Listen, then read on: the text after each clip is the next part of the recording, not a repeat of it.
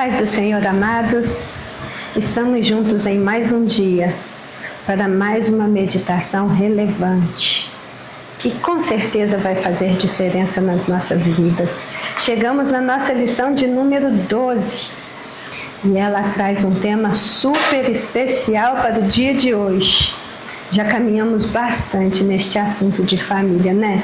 O trimestre está por terminar e hoje nós vamos pensar em qual é o verdadeiro sentido de serem dois em um. O texto áureo diz, portanto, deixará o varão seu pai e sua mãe, apegar-se-á à sua mulher e serão os dois, ambos, uma carne. Gênesis 2:24. E a verdade aplicada diz que uma só carne passou a vigorar, porque Deus viu que não era bom o homem estar só, pois não havia quem lhe correspondesse. Nós temos 3 objetivos com esta lição: mostrar que a união precisa estar firmada no corpo, ressaltar que a união precisa estar conectada na alma e explicar que a união precisa estar vinculada no espírito. Os textos de referência encontram-se em Mateus 19, verso 5, que diz: portanto, deixará o homem pai e mãe, se unirá à sua mulher e serão dois numa só carne. Assim, não são mais dois, mas uma só carne. Portanto, o que Deus ajuntou, não o separe o homem. Mateus 19, 5 e 6. Também 1 Coríntios 7, 5. Não vos defraudeis um ao outro, senão por consentimento mútuo, por algum tempo, para vos aplicardes a oração. E depois, ajuntai-vos outra vez, para que Satanás não vos tente pela vossa incontinência. Essa é a leitura da página de rosto da nossa lição. Nós vamos então fazer uma oração, pedindo a Deus que nos encaminhe nessa reflexão de uma maneira tal que o Espírito Santo possa falar na nossa mente nesse dia de hoje. Oremos. Senhor nosso Deus e Pai, estamos diante do Senhor, agradecidos por mais esse dia que o Senhor nos dá para juntos meditarmos sobre a Tua Palavra e encontrar nela o que precisamos para ter vida de qualidade nesta terra e caminharmos para o porvir que nos aguarda nos céus. Deus Todo-Poderoso, recebe nossa oração, abre a nossa mente, prepara o nosso espírito, que em nós haja terreno fértil para a semeadura do Teu Espírito Santo, e assim oramos em nome de Jesus. Amém. Então, irmãos, essa realmente é uma lição importante, tocante, sensível, que diz respeito a todos nós e as nossas vidas de casados. O que eu tenho observado nesse meu ministério com famílias há mais ou menos 30 anos, que me parece que com o passar do tempo, as pendências, as diferenças, elas vão ficando mais difíceis de serem resolvidas. Há quem diga que Deus e o tempo tudo resolve. E eu posso dizer que Deus resolve, o tempo não. E para Deus resolver, eu preciso ser proativa. Eu tenho que tomar algumas decisões que sejam relevantes para que, biblicamente, eticamente, moralmente, a aplicação da mensagem da Palavra de Deus na minha vida possa me ajudar a salvar o meu relacionamento. Então, as perguntas que nós vamos procurar fazer ao longo desta lição e respondê-las são perguntas muito necessárias para qualquer fase do casamento. E a principal delas: o que é ser uma só carne? O que é ser dois em um? Os dois serão uma só carne até quando? Será que enquanto eles estiverem em vida sexual ativa? Será que enquanto durar o amor? Será que enquanto tiverem interesses pessoais de que isso seja assim? Uma coisa nós já sabemos de início, antes mesmo do que vamos refletir aqui, de que a interrupção na vida íntima do casal, seja no nível do corpo, seja no nível da alma, seja no nível do espírito, vai trazer consequências muito desastrosas para eles. Então vamos ver aqui o que nos diz a introdução. E a revista começa dizendo para nós que serem dois em uma só carne sempre foi mal interpretado. E aí, quando pensamos nesta expressão, serão os dois uma só carne, já entendemos de imediato que biblicamente nós estamos diante de um mistério. E quando falamos de mistério no sentido bíblico, sabemos que mistério é aquilo que possui valor em si mesmo, ou seja, mistério é aquela coisa de grande significado, mas ao mesmo tempo é muito difícil de compreender. Às vezes um mistério vai permanecer incompreensível, mas pode ser que a gente adquira compreensão desse mistério através da revelação divina. Então, mistério é aquilo que se conhece em parte, ou que é explicável, mas não totalmente. E se você pensar que a própria espiritualidade, ela é a busca pelo mistério da existência humana. Então, sim, nós estamos diante de um mistério, e quando se trata de pensar em que medida um casal se torna um através do casamento,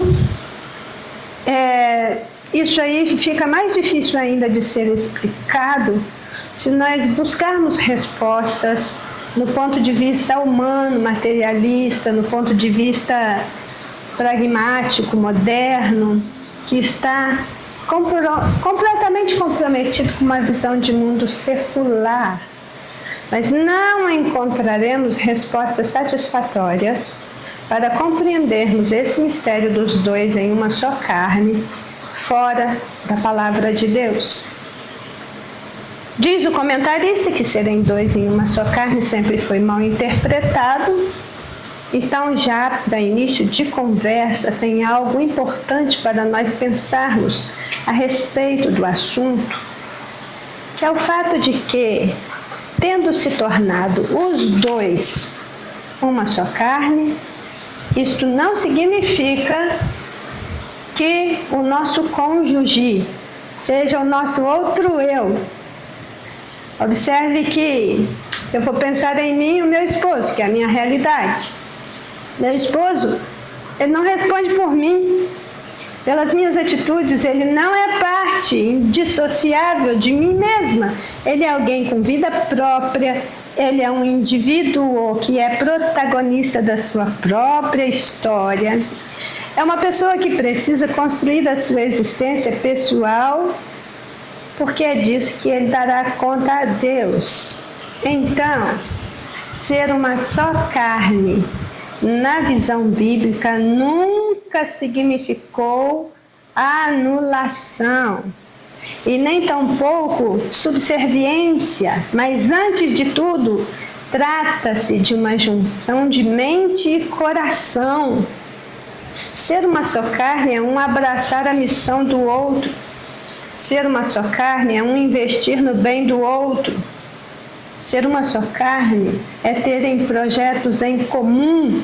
Um vai trabalhar também em função do outro e não apenas de si mesmo. Mesmo que isso seja um enigma ou um mistério, isso também é fantástico. E aí, por causa destas questões que vão sendo colocadas diante de nós para a nossa compreensão, nós vamos entender melhor versículos como esse de Paulo em 1 Coríntios 11:11, que diz: todavia, nem o homem é sem a mulher, nem a mulher é sem o homem no Senhor. A proposta de uma só carne, ela é divina. Ela vem de Deus. E a partir do momento que se une através do casamento, um não é mais sem o outro. Então, os 3 tópicos que vamos trabalhar nesta lição é: a união precisa estar no corpo, a união precisa estar na alma, a união precisa estar no espírito. No início de cada tópico, no 1.1, no 2.1, no 3.1, nós vamos ter um assunto comum. O casal precisa estar conectado no corpo, o casal precisa estar conectado na alma, o casal precisa estar conectado no espírito. E aí os demais itens, os assuntos em torno desta necessidade vão aparecer. Então, o primeiro tópico, a união precisa estar no corpo. Vamos falar de unidade física, vamos falar de corpo. A unidade física entre os cônjuges busca o prazer com a pessoa amada. E eu abro aqui um parêntese para dizer: busca o prazer com a pessoa amada e não apenas o próprio prazer. Além de geração de novas vidas e perpetuação da espécie. É isso que traz aqui a nossa revista nesse início do tópico de número 1. Então, nós começamos pensando que a unidade física promove prazer, pelo menos é assim que deveria ser. Todavia, biblicamente, é um prazer que precisa ser mediado pela normalidade. É um prazer que precisa ser controlado, ser direcionado e que encontra a sua plenitude quando está no centro do propósito para o qual ele foi gerado. Nosso corpo precisa ser fonte de prazer. O uso do corpo pelo outro para atendimento das suas necessidades.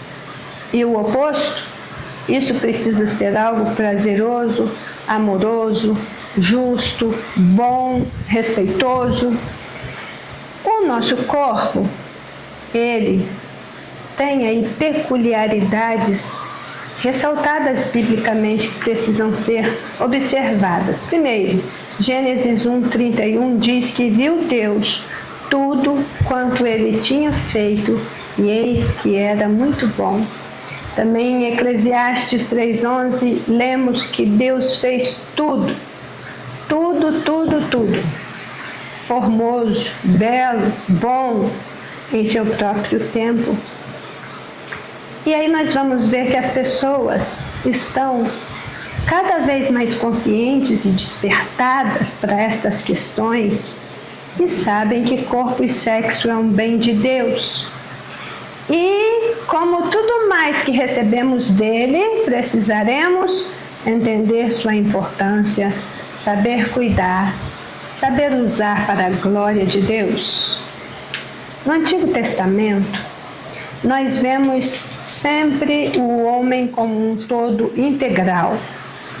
Nada nele é melhor ou pior. O bem ou o mal é praticado pelo homem todo.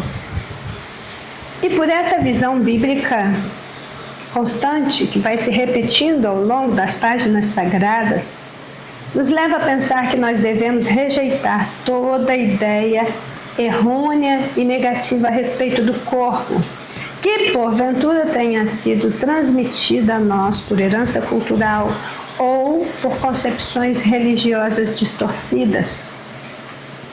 Por quê? Uma vez regenerados, nós temos o Espírito Santo habitando em nós.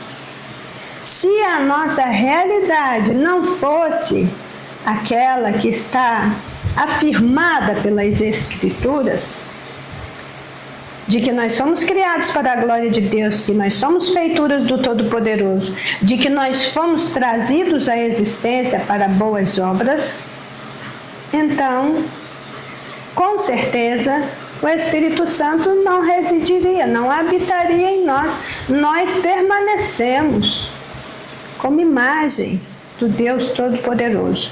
E porque a palavra é verdadeira e fiel, é digna de toda aceitação, nós podemos acreditar que nesse corpo corruptível, mortal, finito, limitado, habita o Espírito Santo de Deus. E nós temos em nós um Deus residente, apesar de nós. E louvado seja o teu nome eternamente por isso, né? 1 Coríntios 6,19 vai afirmar: ou não sabeis que o vosso corpo é templo do Espírito Santo que habita em vós, proveniente de Deus, e que não sois de vós mesmos? Quando pensamos nesse corpo criado para a glória de Deus, sabemos também que isso não tem nada a ver com o culto ao corpo, que se mostra cada vez mais intenso nesta geração de pessoas.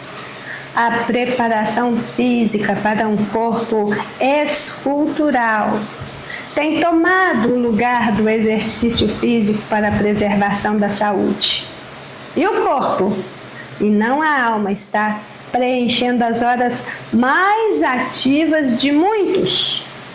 E o investimento no corpo, ele acaba por tocar em áreas sensíveis da existência, chamando a atenção para elas além do necessário. Isso também pode resultar na prática de diversas formas de imoralidade, principalmente a sexual, de alavancar o consumo de pornografia e de colocar casais em situação de risco, fazendo desmoronar casamentos. Então vamos pensar nisso com cuidado. O uso e o abuso do corpo para garantir prazer vai exigir bem mais do que boa vontade para poder brecar a enxurrada de emoções conflitantes que isso provoca, aliada ao fato de que as ofertas disponíveis a qualquer hora do dia e da noite para satisfazê-las só aumenta.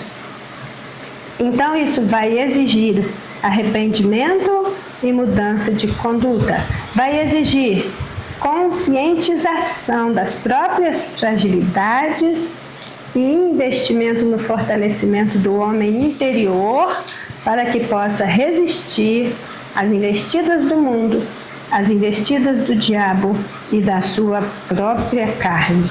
Isso vai exigir conversão. Saber usar o corpo para a glória de Deus. Estar conectado um ao outro no casamento através do corpo, de forma que agrade a Deus, vai exigir conversão.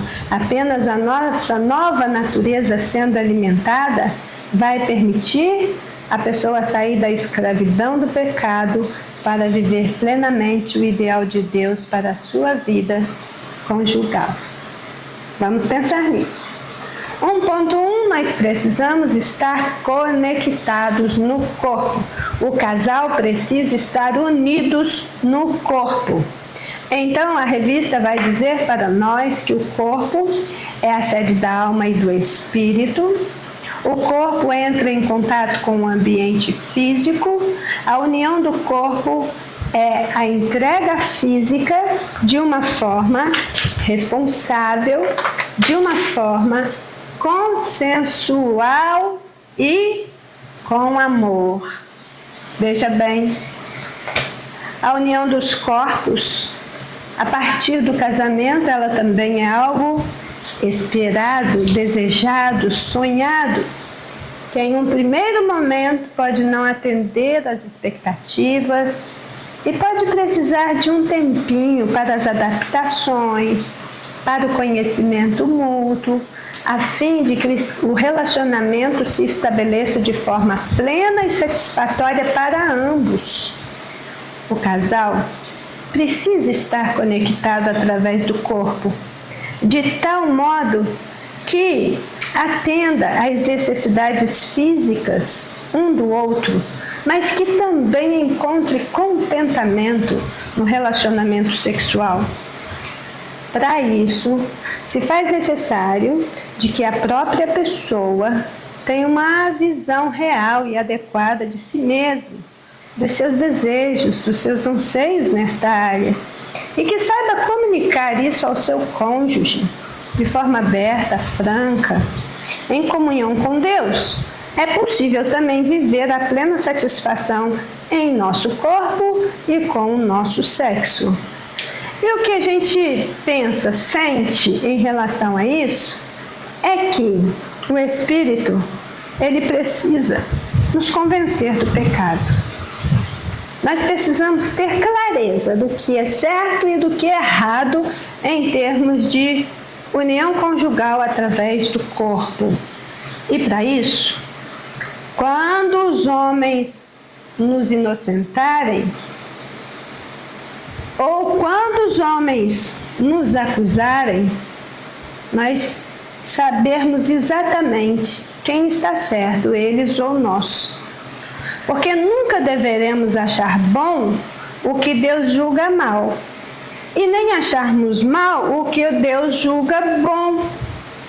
A Bíblia ela precisa continuar sendo o nosso manual de fé e prática em todo o tempo, e uma referência para todas as áreas da nossa vida. O que nós vamos ver nesse ponto 1.1, que nos traz essa noção clara de que um casal precisa estar conectado através do corpo, é que viver a plenitude da bênção de Deus no casamento implica reconhecer também tudo aquilo que prejudica o relacionamento afetivo e sexual do casal. Tem muitas coisas que se interpõem no meio do relacionamento do casal. Trabalho excessivo, falta de tempo, ignorância, orientação errada, desamor, egoísmo, pressa, problemas físicos, doença, o processo de envelhecimento mal compreendido e mal vivido. Quando eu falei aqui de orientação errada, eu não estou me referindo às questões de orientação sexual conforme são debatidas na atualidade. Não, estou dizendo daquelas orientações que foram repassadas ao longo da vida e que podem chegar até nós de forma equivocada. E isso vai nos levar ao próximo ponto, o de refletir o quanto o relacionamento a dois pode ser solitário, decepcionante, frustrante e potencialmente mal quando os casais não estão conectados adequadamente. Realmente temos algo a pensar. Precisam estar conectados no corpo? Sim. E essa conexão, ela realmente precisa estender-se desde o físico até o mais profundo do ser, até chegar em nível espiritual. E isso é muito prejudicado quando os dois não são ensináveis, não estão abertos para a mudança. O problema em nível de corpo, do ajustamento no corpo, acontece e aí é problema sobre problema sem resolução possível. Nós estamos dizendo aqui que a conexão entre os dois através do corpo precisa continuar acontecendo dentro do casamento. Mas existem fatores que influenciam, e esse é o ponto 1.2. Existem fatores que influenciam o ser uma só carne. Olha como o comentarista vai escrever isso de uma forma tão especial e tocante. Ele diz: Para que uma só carne funcione, precisa de Deus, precisa de amor, precisa de responsabilidade, precisa de diálogo, precisa de renúncia, precisa recuar em uma decisão ou um projeto quando os mesmos forem prejudicar um ao outro. Isso significa pensar no que está fazendo um com o outro, recuar, voltar atrás de uma decisão tomada quando as consequências destas decisões ou desta decisão forem ruins para ambos. No casamento não se faz guerra de sexo, nem barganha. Deve ser livre e espontânea vontade, sem coação. Mas a partir dele não se pode defraudar um ao outro, tirar o direito do outro, suprimir o direito do outro, evitar o outro. Senão por consentimento mútuo. Se os dois acertaram que vai ser assim por um tempo, ok. Mas depois precisa voltar a juntar-se. Paulo recomenda que, se isso acontecer, que se junte rapidamente e novamente, para que Satanás não entre nessa história e coloque a pata suja dele no seu relacionamento e não tente vocês por causa da incontinência. E aí vai vir a falta de controle, a dificuldade de segurar o apetite sexual, e aí vai vir o consumo da pornografia, e aí vai vir a imoralidade sexual se instalando em pequenas doses até que se torne algo incontrolável. E o comentário para o professor vai dizer que aqui ele diz: quando isso acontece, a solidão é horrível e deprimente. O casamento também funciona como companheirismo. Precisa ser solidário, amistoso, cordial, bondoso e leal no convívio entre duas pessoas.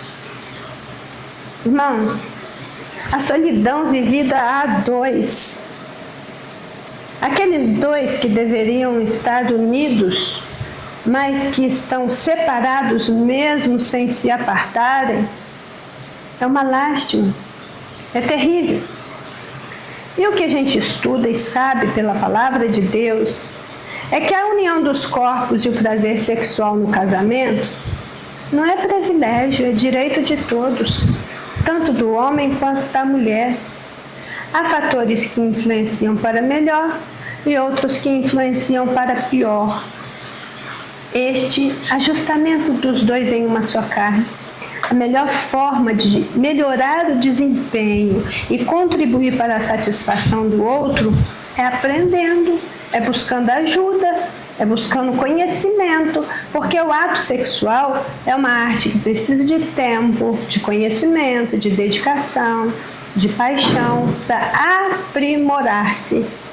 E o que a gente vê é que as frustrações são muito mais comuns do que o que se imagina, e elas são resultados de diferentes fatores. Com isso, a gente pode chegar até aos extremos em relação ao sexo no casamento, tanto para mais quanto para menos. E isso vai fazer com que os cônjuges contabilizem prejuízos significativos para a vida a dois. Portanto, é preciso buscar o equilíbrio. Sempre haverá fatores influentes, tanto para o mal quanto para o bem. Mas junto com a competência, junto com a capacidade de fazer a coisa certa, do jeito certo, é buscar o equilíbrio. Nós vamos ver aqui, esse item toca em um ponto significativo, e no comentário da revista Para o Professor, vai dizer que nada muda o temperamento de uma pessoa. Então, uma das coisas que o comentarista considera como influente nessa questão de ser os dois uma só carne é o problema do temperamento. As características das personalidades são pessoais, e nós vamos ver aqui que O temperamento varia de uma pessoa para pessoa, não se muda de temperamento, mas há a possibilidade de controlar o próprio temperamento. E a possibilidade de controle do próprio temperamento vem com a atuação do Espírito Santo na vida.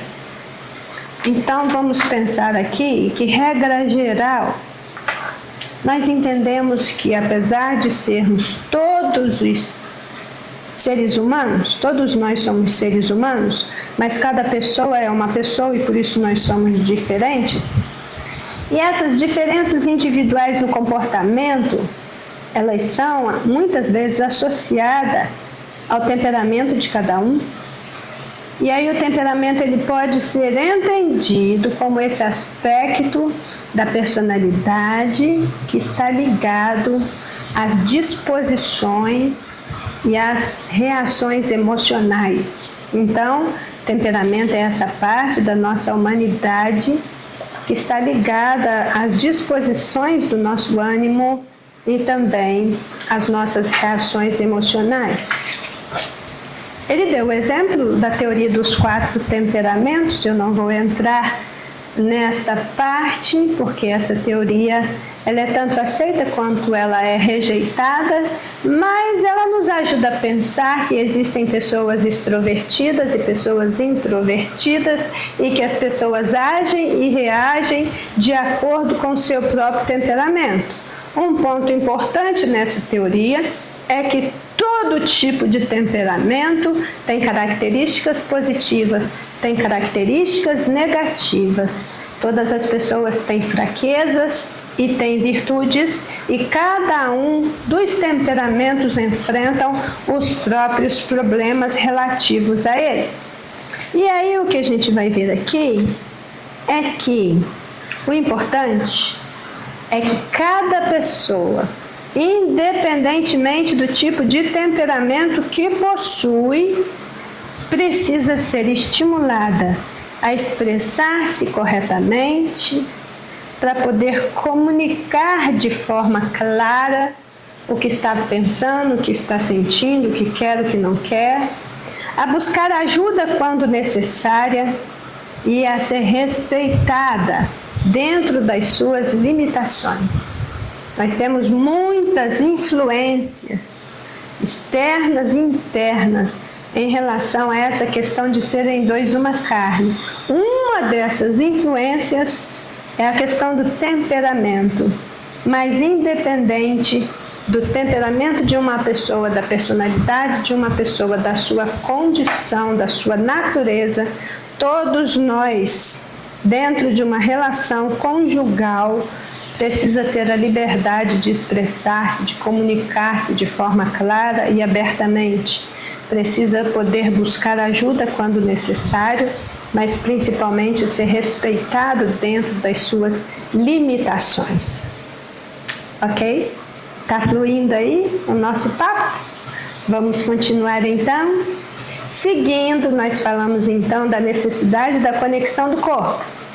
Depois pensamos que existem influências que podem trazer alguma dificuldade para que o casal se torne 2 em 1.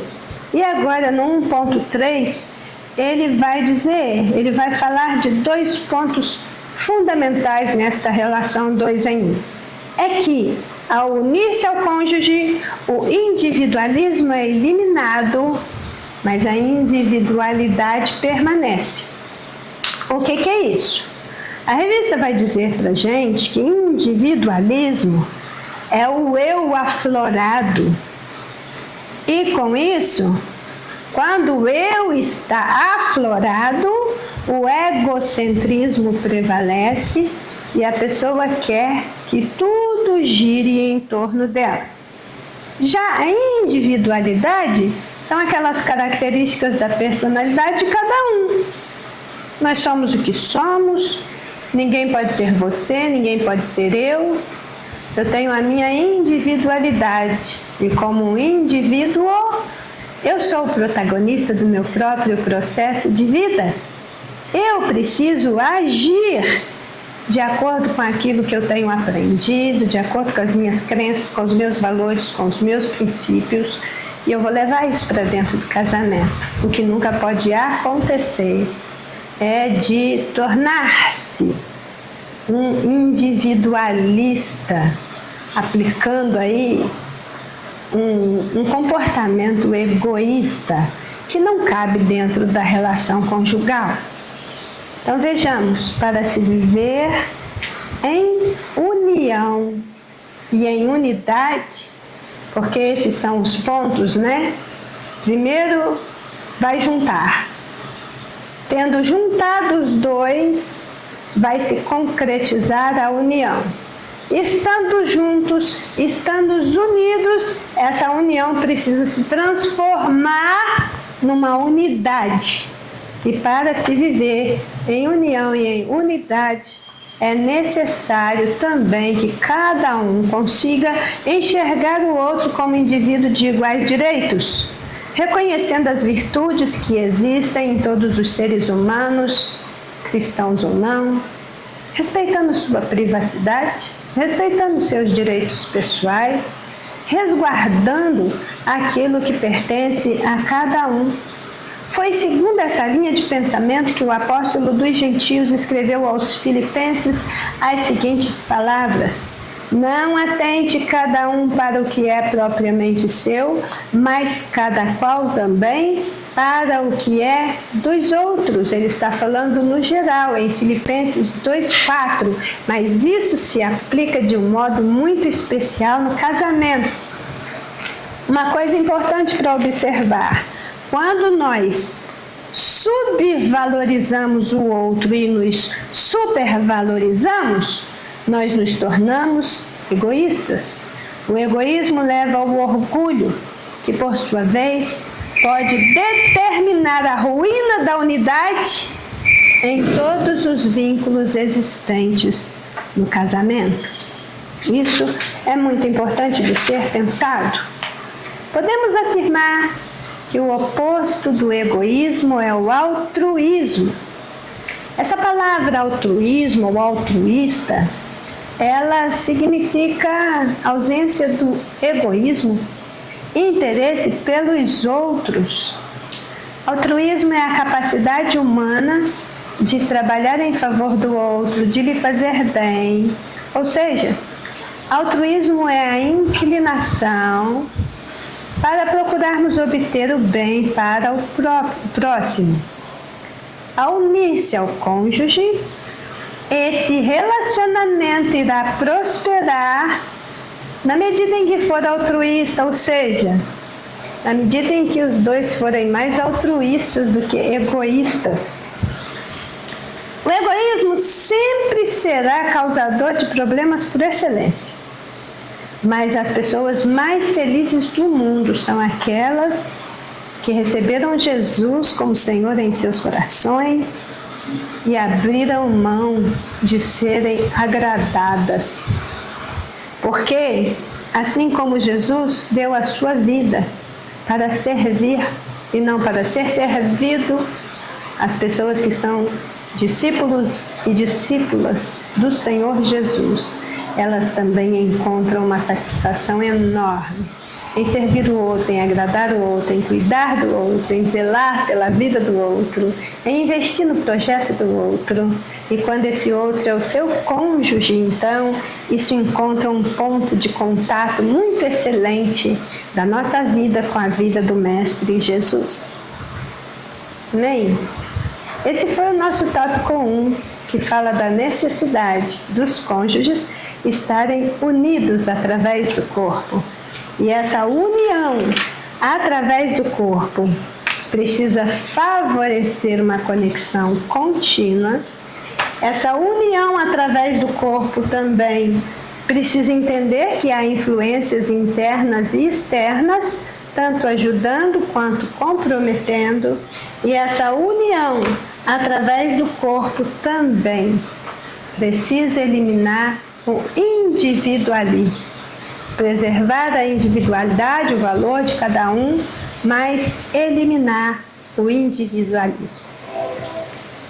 Ok? Podemos passar então ao segundo ponto? O segundo tópico da nossa lição diz: E para além do corpo, essa união precisa estar na alma.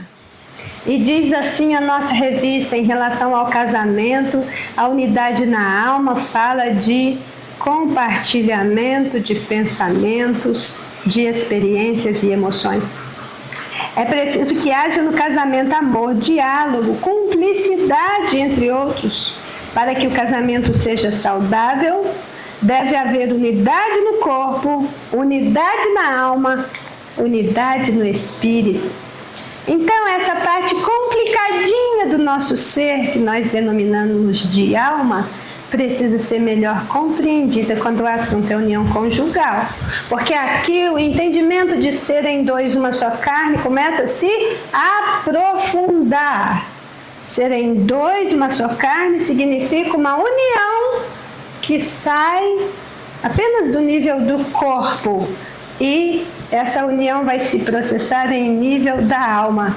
E ela precisa acontecer, porque se não acontecer, o casamento jamais será uma unidade de fato. Mas veja bem, o desequilíbrio e a desarmonia, os desajustes, a vida conjugal tem sido uma constante desde o Éden, e assim será até o grande dia do Senhor. Mas o que precisa ficar claro é que o corpo precisa trabalhar na harmonia para o qual ele foi criado. Se o corpo é mais valorizado, esse cuidado vira vício e uma procura constante e insaciável de perfeição. Se o espírito for mais cuidado, esse cuidado vira religiosidade. E como consequência, a pessoa pode assumir um comportamento inconsciente de juiz sobre a vida das outras pessoas. E o grave risco do eu assumir o lugar de Cristo e uma falsa santidade no corpo que não se reflete nas atitudes cristãs. Olha o problema aí. Veja bem. Mas ainda tem um outro problema. Se a alma for mais cuidada do que as outras dimensões, nós vamos debandar aí para um sentimentalismo e uma sensibilidade exagerada. Há uma preocupação moderna hoje com a elevação da autoestima a esse ponto perigoso das pessoas investirem mais na alma do que nas outras dimensões da sua vida, que a gente precisa ter estima elevada, isso é fato. Mas quando você passa disso para uma pregação ostensiva, inclusive usando um tempo necessário para pregar a palavra de Deus, para investir no conhecimento das dimensões humanas através das Escrituras, nós vamos ver aí encontros de homens, encontros de mulheres, encontros disso e daquilo, investindo nesse conteúdo eu diria um conteúdo coach, de um investimento na alma, de supervalorização da alma, muito acima daquilo que deveria. Para que sejamos equilibrados e cuidarmos de tudo de forma que agrade ao nosso Criador, devemos criar um vínculo de dependência dele para tudo. Ele é o centro principal, o motivo da nossa existência. Ele é o nosso impulso maior para cuidarmos daquilo que ele fez, nosso corpo, nossa alma, nosso espírito. Bem, se a união conjugal precisa acontecer também no nível da alma, então este é um estudo de grande significado para nós. Todos nós que estamos unidos pelo matrimônio, precisamos saber o que é isso. Por isso o ponto 2.1 vai refletir o que é estar conectado na alma. E diz assim a nossa lição: a alma é a sede das emoções, sentimentos, desejos, afetividade, pensamentos, identidade de cada um. A alma é o que eu sou para além desse corpo. Além do corpo físico, o que eu sou como pessoa, isso é a minha alma. Nesse caso, quando estão unidos através da alma, um sente a dor do outro. Se um estiver doente, o outro não se considera com saúde plena porque eles estão conectados. Um complementa o outro. As características emocionais começam a ficar parecidas. Se um entristece, o outro não se alegra. Quando um está feliz, a felicidade alcança o outro. Seguem rigorosamente o que está escrito em Romanos 12:15. Alegrai-vos com os que se alegram, chorai com os que choram. Então, nesse 2.1 aqui, chama a minha atenção particularmente, quando diz que nós precisamos estar conectados em nível da alma, é que nós já dissemos que o matrimônio é muito mais do que a união de corpos. É a comunhão plena de dois indivíduos, também a união da alma e do espírito. Que para nós servirmos pessoas e promovermos a saúde integral do casamento, nós precisamos ter uma visão muito clara em relação a essas três dimensões da existência humana, que é o corpo, a alma, o espírito, e esse entrelaçamento indissociável que existe entre estas partes. Quando um relacionamento conjugal perde a alma ou se perde em nível da alma, acontece de um deixar de complementar o outro, não cuidar, não se interessar, não manifestar nem alegria nem tristeza com as conquistas e a derrota do outro. Olha, nós temos aí um ponto de divergência que não pode ser desconsiderado, porque casamento é isso mesmo, é algo que é cercado de ritos exteriores, mas que também carrega um comprometimento íntimo muito maior do que aquilo que se vê. A falta da união na alma pode estar apontando para outros problemas maiores e mais devastadores.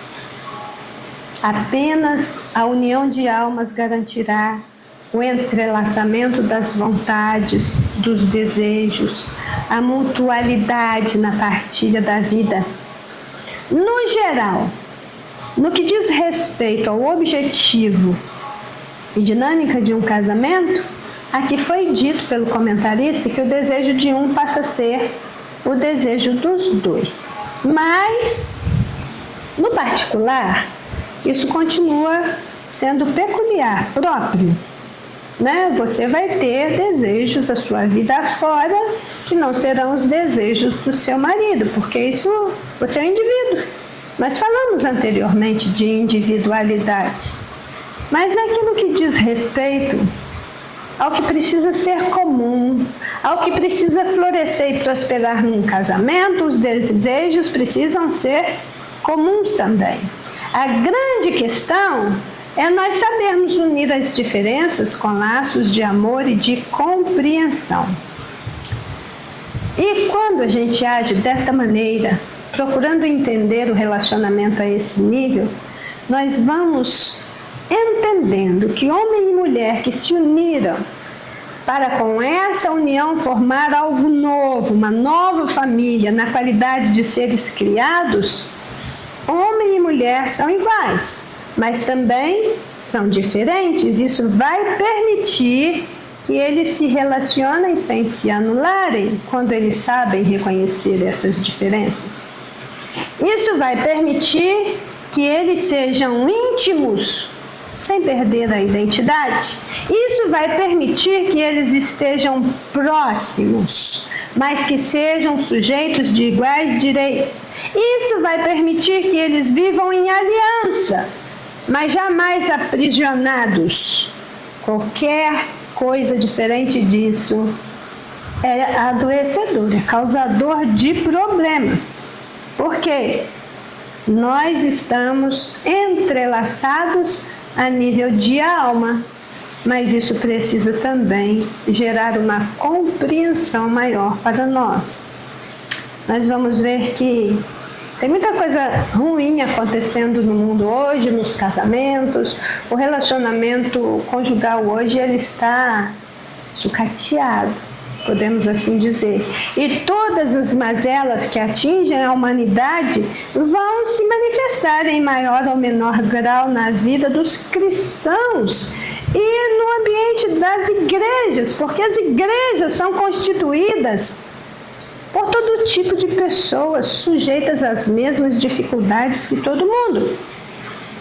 E uma coisa para se pensar: pessoas transformadas, pessoas redimidas, portadoras de uma nova natureza em Cristo Jesus, não estão isentas de passar por situações adversas, não estão isentas de terem as suas vidas transtornadas por muitos problemas. E em um casamento, os maiores problemas acontecem quando as almas não estão conectadas para dirigirem as suas vontades, os seus desejos, os seus anseios ao mesmo denominador comum. Isso é mais comum do que se imagina. Agora, a diferença dos que servem a Deus é que, seja qual for a situação, crente também tem problema no casamento. Crente também tem problema no seu relacionamento sexual, no seu ajuste sexual no casamento.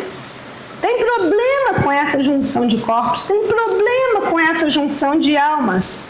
Mas a diferença é que aquele que serve a Deus, ele pode contar com a ajuda divina, contar com aquele que nos sustenta, nos anima e nos mostra um caminho excelente e ainda nos conduz à vitória para sermos conforme aquilo que a palavra de Deus está nos instruindo a ser. Então vamos ao 2.2. Isso deve despertar em nós a consciência de que casamento não pode ser trocado por nada, seja o que for. Observe o que o comentarista está nos dizendo. O que Deus uniu, ninguém o separe, Marcos 10:9. Se estiver que escolher entre o casamento e os amigos, escolha o casamento. Se tiver que escolher entre o casamento e os parentes, escolha o casamento. Se tiver que escolher entre o casamento e a igreja, escolha o casamento. Isso é o comentarista que está dizendo e eu reafirmo. Se tiver que escolher entre o casamento e a faculdade, escolha o casamento. Se tiver de escolher entre o casamento e as diversões, escolha o casamento. Se tiver que escolher entre o casamento e o emprego, escolha o casamento. É uma insensatez trocar o casamento pelas demais coisas. A única coisa que não se pode trocar é Deus. Se tiver que escolher entre Deus e o casamento, escolha Deus. Mas vejamos, estar casados fecha a porta de escolhas de outra natureza, segundo a Bíblia. O casamento não poderá ser trocado por nada nesse mundo, mas em nosso tempo ele tem perdido a sua aura sagrada. As exigências bíblicas têm sido minimizadas ao seu respeito, ao ponto de que, em alguns casos, elas nem são levadas em consideração. Casar-se e descasar-se hoje é como trocar de roupa. As facilidades para descasar-se são muito maiores do que para se unir em casamento. Mas nosso casamento não é descartável e ele precisará ser cuidado a vida toda. E apenas a união de alma vai garantir isso. Veja bem que o futuro é incerto e coisas ruins continuam acontecendo com pessoas boas.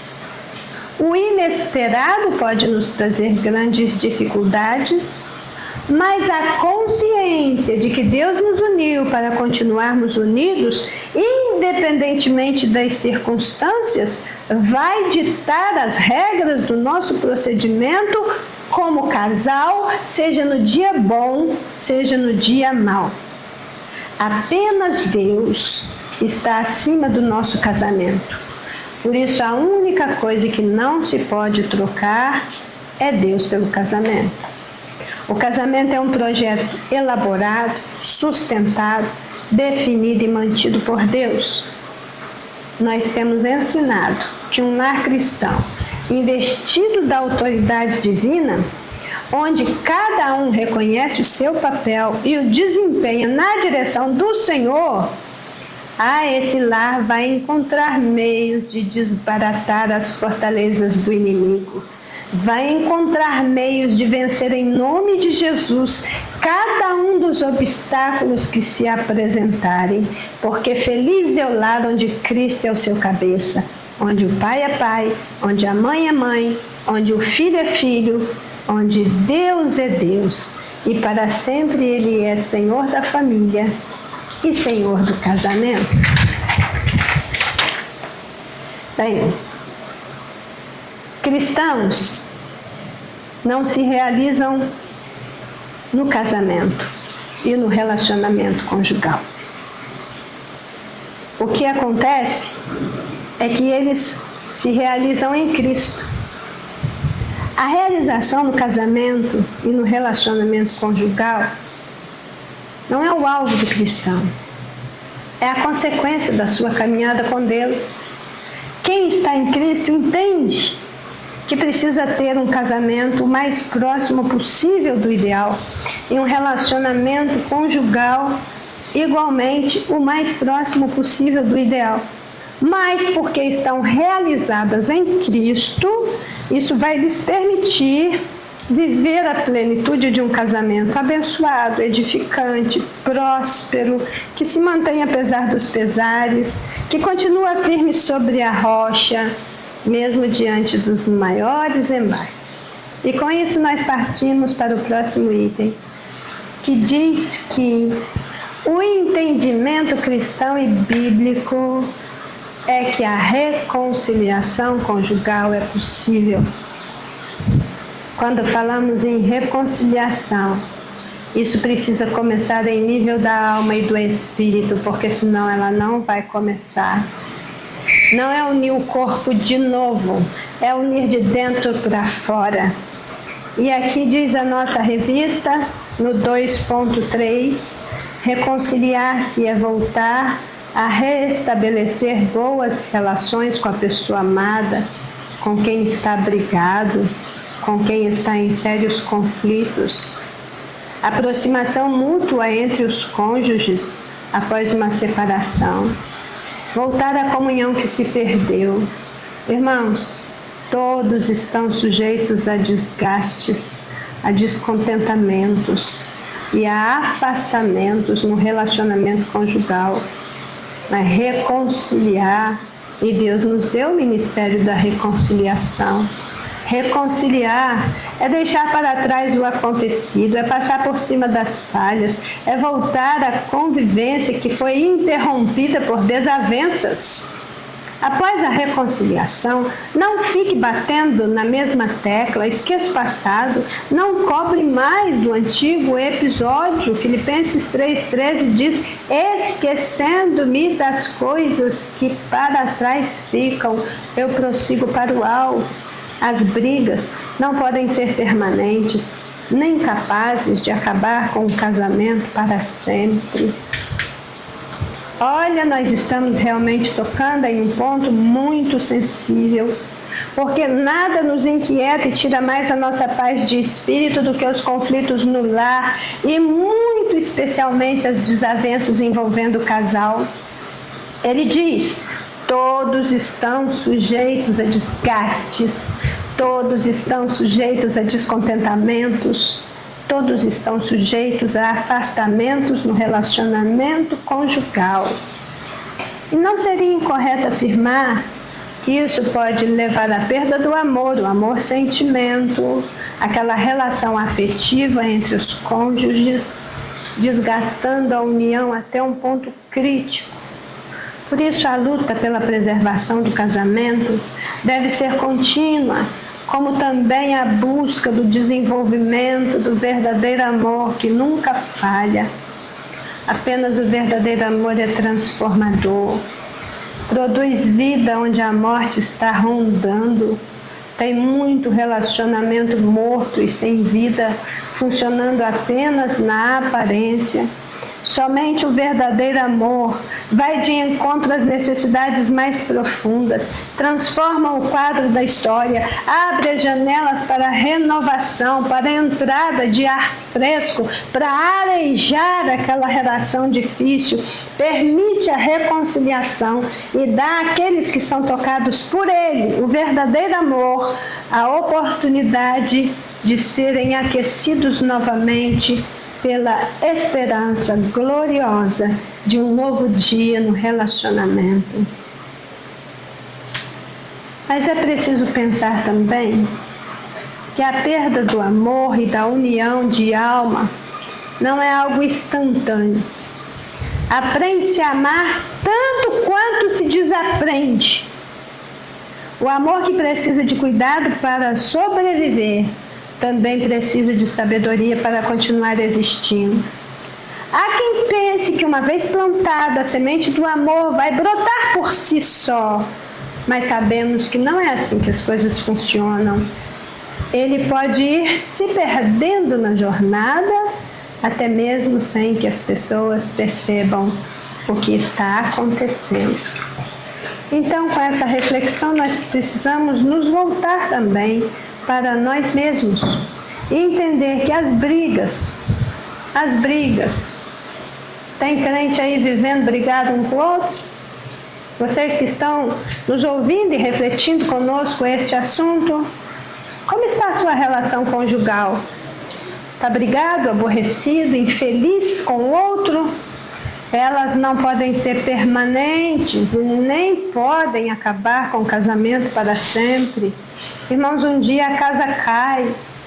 Enquanto ela está oscilando na beira do precipício, o casal precisa enxergar a situação e tomar providências para impedir essa queda, porque depois pode ser que não haja mais volta. E então, o que nós vamos ver que isso não é porque Deus não possa intervir e efetuar as mudanças necessárias. Ele sempre pode fazer isso e muito mais, mas porque quando as pessoas vão longe demais, elas mesmas vão afastando de si as oportunidades de restauração, elas mesmas passam a não acreditar neste relacionamento, elas mesmas não querem mais, não buscam mais pela reconciliação, porque não estão mais interessadas nela. Amós capítulo 3, versículo 3 vai dizer: porventura andarão dois juntos se não estiverem de acordo? Irmãos, a reconciliação conjugal é possível. A reconciliação conjugal é possível. Nisso cremos. Vamos continuar ensinando isso. Não há problema que Deus não possa resolver. Não há ser humano que Deus não possa transformar. Não há circunstância, por mais difícil, que Deus não possa mudar. Mas há outras coisas envolvidas no processo e nem sempre as pessoas querem abrir mão da sua razão, dos seus direitos, da sua autonomia de gerir a própria vida sem interferências, e muitas vezes é por causa dos próprios pecados mantidos sem arrependimento e sem remissão que a coisa continua degenerando até o ponto da separação definitiva. Que todos precisam ter uma oportunidade, uma nova oportunidade, o direito de mais uma chance para mostrar que mudou. Isso é algo necessário, mas não apenas precisa querer mostrar que mudou, mas ter mudado de fato, porque lágrimas e promessas não são suficientes, nunca foram. Remorso é diferente de arrependimento. Deus conhece os corações, sabe das reais motivações por trás dos apelos emocionais. Quem está mudado de fato não precisa apelar, não precisa barganhar, manipular, negociar, nem tampouco chantagear, mas vai mostrar isso através da transformação da vida e do caráter restaurado. Veja lá em Hebreus 12:17 falando de Jacó e Esaú. Diz que Jacó teve remorso, se arrependeu, mas com aquele arrependimento que não foi genuíno, porque seu coração estava muito dominado pela violência. E Hebreus 12:7 vai dizer: porque bem sabeis que, querendo ele ainda depois herdar a bênção, foi rejeitado, porque não achou lugar de arrependimento, ainda que com lágrimas o buscou. Tem que haver esse lugar de arrependimento, esse espaço de reconciliação na intimidade de um casal. As coisas ruins que fizeram eles se apartarem tem que ser deixada de lado, julgada no mar de esquecimento, e com a graça de Deus e na unção do Espírito Santo, esse casal agora reconciliado vai viver plenamente para a glória de Deus, atendendo às Escrituras. E com isso nós chegamos ao último tópico. Esse tema é grande mesmo, é cansativo mesmo. E tem muita informação mesmo, porque é assim. Não tem como falar disso atropeladamente. Nós precisamos sair da superfície, parar de arranhar a casca, sair da superfície e penetrar nas profundezas dos mistérios de Deus. Então a união precisa ser no corpo, precisa ser na alma, mas também precisa ser em nível de espírito. Diz o tópico 3, unidade espiritual, espírito. A unidade espiritual busca sentido para a vida. Isso pode ser construído dentro do próprio casamento e no relacionamento com Deus. O Espírito entra em contato no âmbito espiritual. O Espírito é o sopro de Deus, a parte não material do ser humano que se comunica e relaciona com Deus. Deus é Espírito, só poderemos adorá-lo em Espírito e em verdade, e todo casamento necessita desse sopro divino para continuar existindo. Deus deixou instruções claras na sua palavra de como devemos adorá-lo. Ele demonstrou de muitas formas que somente aceita as expressões de louvor e adoração daqueles que realmente o amam e praticam a sua palavra. O maior presente que o casal cristão leva consigo para dentro do casamento é este incentivo mútuo à verdadeira adoração. Agora, quando estudamos isso, é preciso pensar de que quando o casal está com a sua aliança quebrada, está com o seu vínculo interrompido, não está cumprindo as exigências divinas, está maltratando, está magoando um ao outro, está levantando a parede da separação e se consumindo dentro de um casamento infeliz, uma coisa que acontece com esse casal é que as suas orações serão interrompidas. A palavra diz isso muito especialmente ao homem: cuidado como trata a sua mulher, cuidado como você conduz a sua relação conjugal. Por que muito especialmente o homem? A mulher tem a sua parcela, mas o homem precisa ser o cabeça da mulher, o cabeça da sua casa. Ele será responsabilizado em maior medida pelos desajustes no casamento.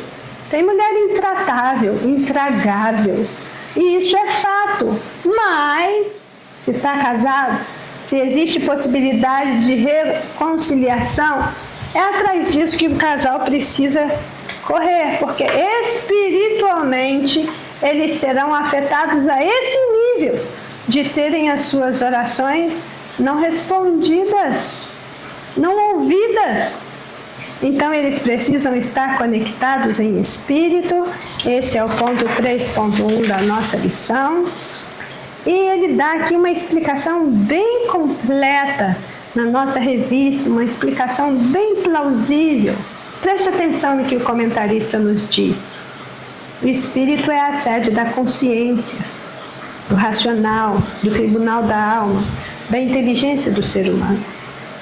A falta de união no espírito tem levado muitos casais ao fracasso porque eles ficam restritos só ao corpo e à alma, a prazer e sentimentos sem a razão.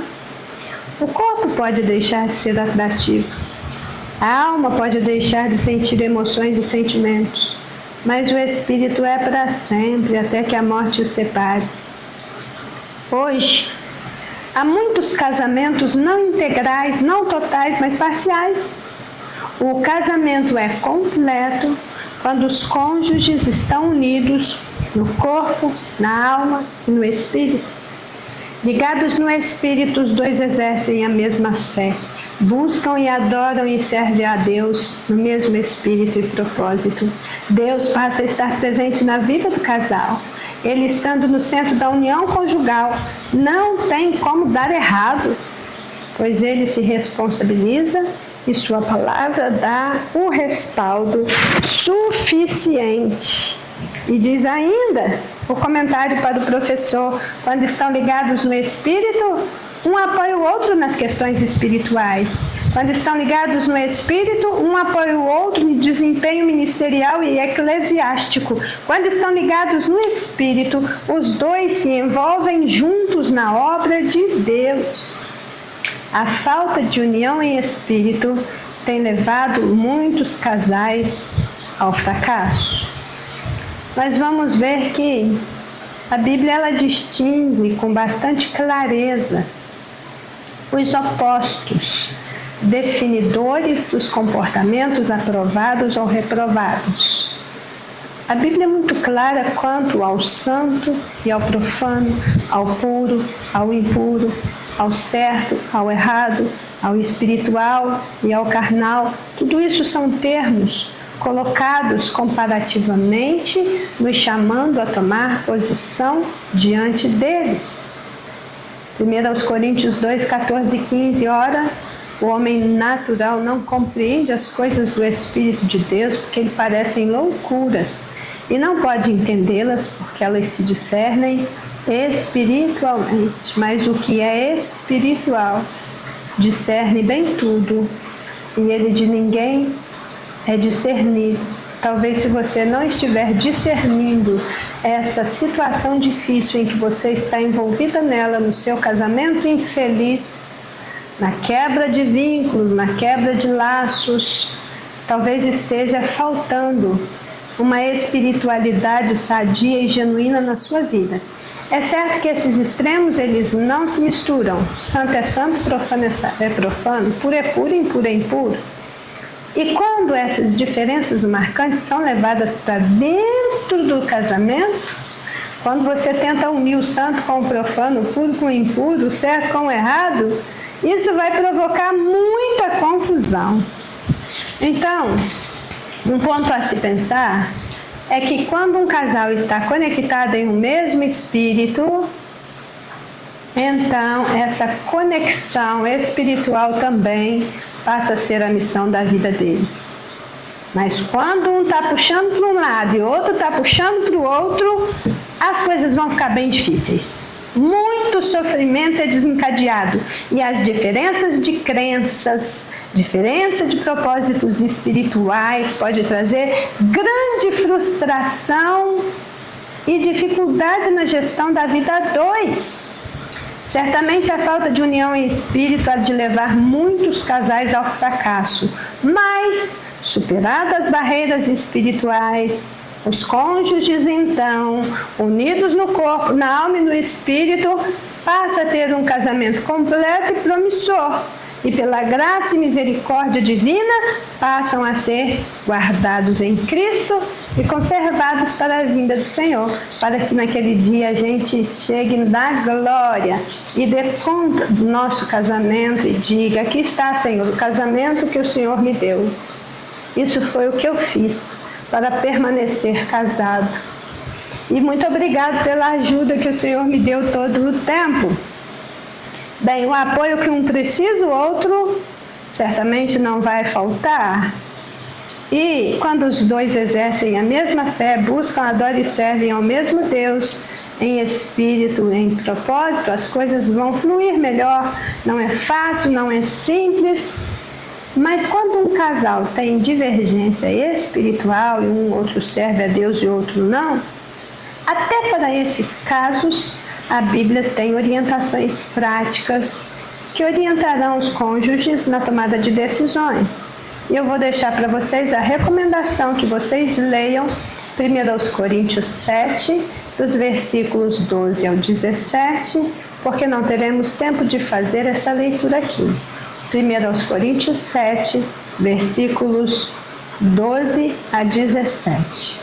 É o ajuste divino para aquelas questões onde a união não está se processando exatamente à maneira de Deus. 3.2 vem esse ponto aí crucial, que é o título da nossa lição. Estamos falando de união espiritual, chegamos nesse ponto mais íntimo da união do casal, que caracteriza esse 2 em 1. E o 3.2 diz: o que Deus uniu, o homem não separe. Jesus deu essa instrução em Mateus 19, 3 a 9. Os que se separam é por causa da dureza do coração, da falta de compreensão e perdão. E a ordenança bíblica para não se separar é até que a morte chegue. Antes disso, é uma decisão particular, é uma decisão humana, é uma decisão do livre-arbítrio dos cônjuges e não há liberdade bíblica para fazê-lo de qualquer maneira. Não há liberdade bíblica para fazer de qualquer maneira. Sabemos muito bem, não vamos discutir isso, das cláusulas de exceção em relação à separação de um casal. Mas vamos pensar aqui. O que Deus uniu, o homem não separe. E essa questão de separação de casal, ela é muito polêmica, mesmo sendo complicada e de difícil interpretação, não podemos deixar de buscar ajuda nas Escrituras para ter o nosso conhecimento ampliado sobre isso. Os que se separam por causa da dureza do coração, da falta de compreensão e perdão, certamente vão experimentar na carne as consequências deste modo de agir que contraria a palavra de Deus. Mas ainda que Deus odeie o divórcio, a imoralidade, a violência e o abandono, encontram respaldo bíblico para tal prática. Como quando se tem que tomar um remédio perigoso e os prós e os contras precisam ser pesados na balança. Deus odeia o divórcio, isso é fato. A Bíblia prega contrariamente ao divórcio. Mas a imoralidade sexual, a violência, o abandono fornecem respaldo bíblico para tal prática. Então é coisa que não se fala assim com tanta facilidade. Cada caso é um caso. E isso precisa ser analisado separadamente e julgado pela instância de poder própria. Verdadeiramente o que Deus uniu, o homem não separa, porque uma união feita diante de Deus e de testemunhas, onde a palavra é empenhada e uma aliança é estabelecida, essa união é selada na terra, mas é confirmada no céu.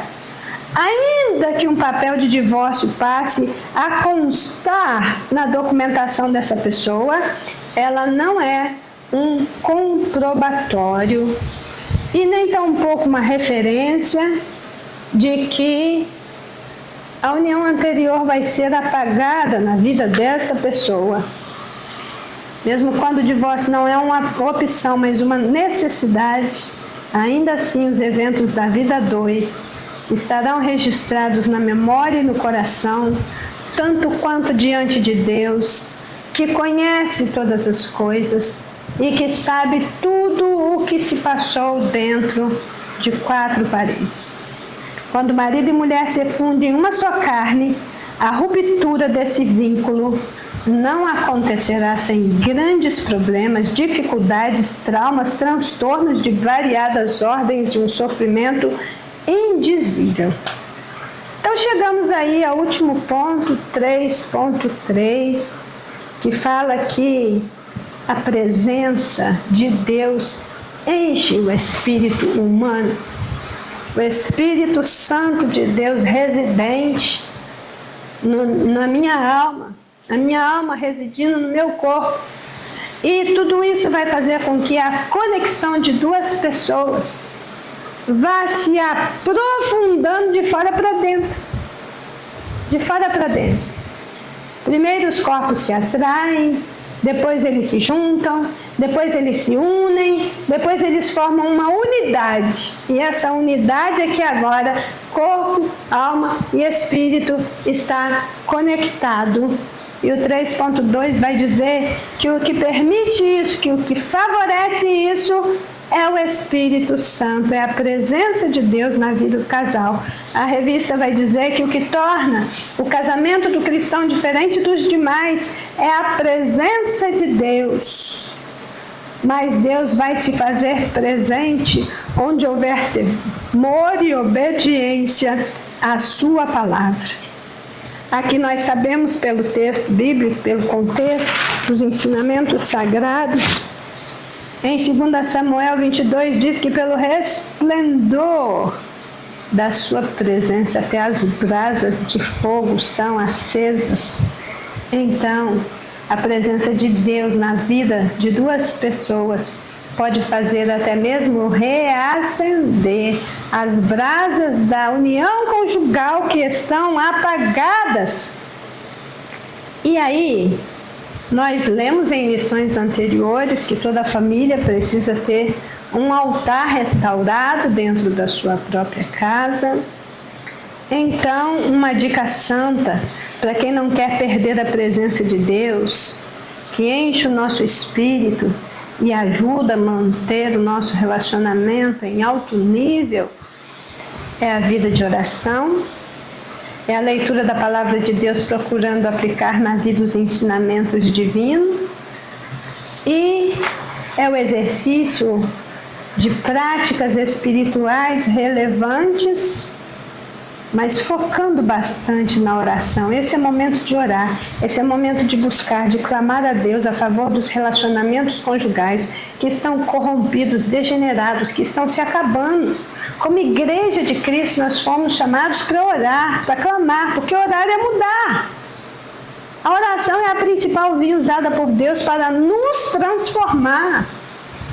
Então, quem não está disposto a mudar, deixa a oração de lado, não ora para isso, não quer falar disso. Está de saco cheio.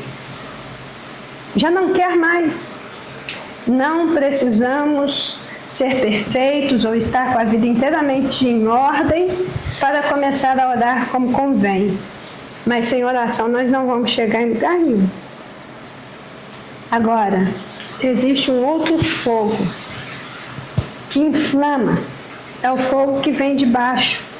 É o fogo que vem das hostes espirituais da maldade. É o fogo deste mundo. É o fogo da influência de pessoas malignas. É o fogo que está queimando para impedir o casamento de se manter. E aí, uma pessoa inflamada por um fogo estranho, ela pode tomar decisões com base nas emoções, se sentir muito segura do que está fazendo e até mesmo brilhar, fazer e acontecer.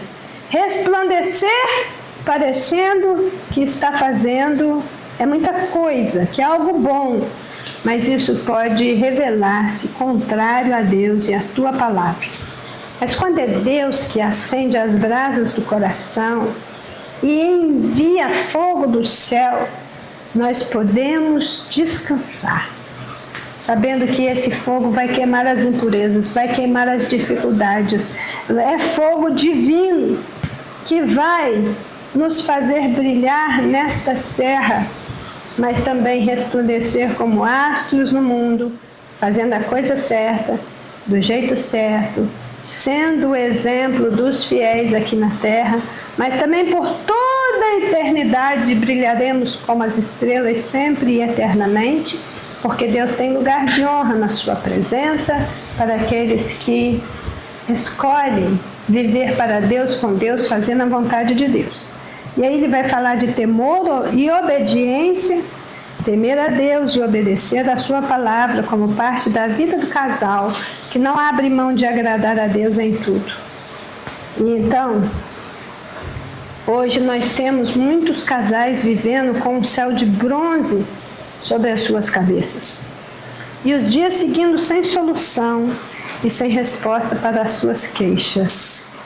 Mas nós deveríamos nos perguntar onde está o temor e a obediência. Estariam eles mais dispostos a agradar a Deus do que a si mesmo? Eles estão empenhados a obedecer a Deus em tudo? Feliz é aquele que teme a Deus e anda nos seus caminhos. Salmo 128, 1. Amor e responsabilidade é importante, mas não é suficiente. A presença de Deus é fundamental, mas Deus não habita com a impiedade, com a desobediência. Então é de vital importância sondarmos a qualidade de vida com Deus deste casal antes de qualquer outra coisa, se nós quisermos ver resolução e resultados aprovados. Amém, irmãos? Então, era isso que tínhamos para tratar nessa lição.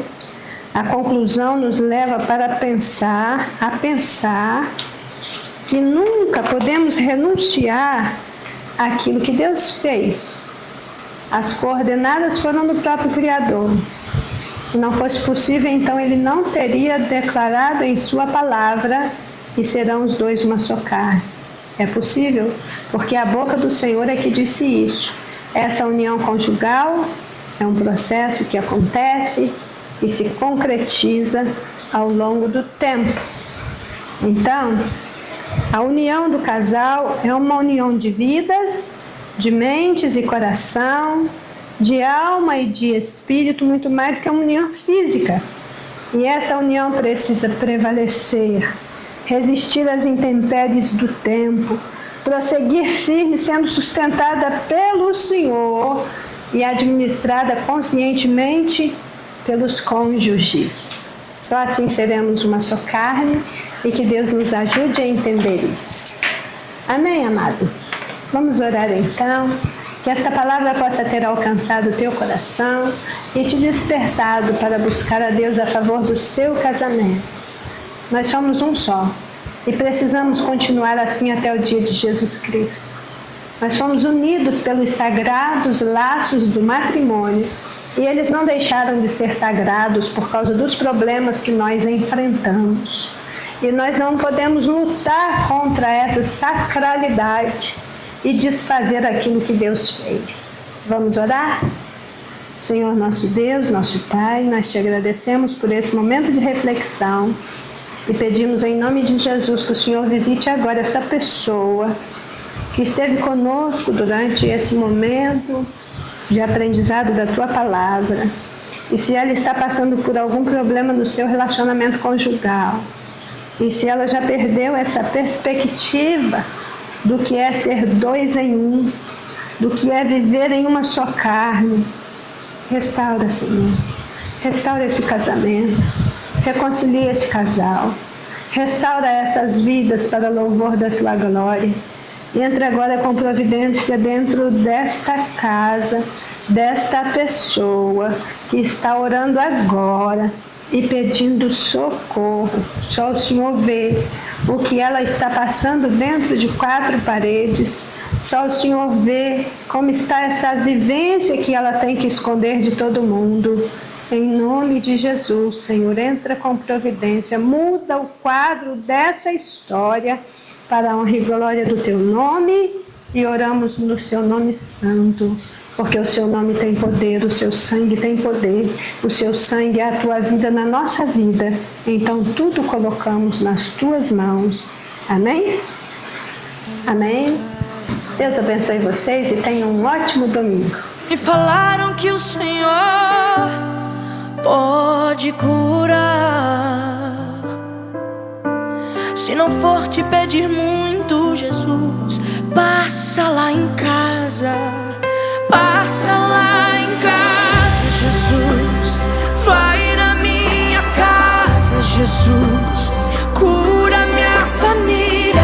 Traz vida, traz vida, traz vida.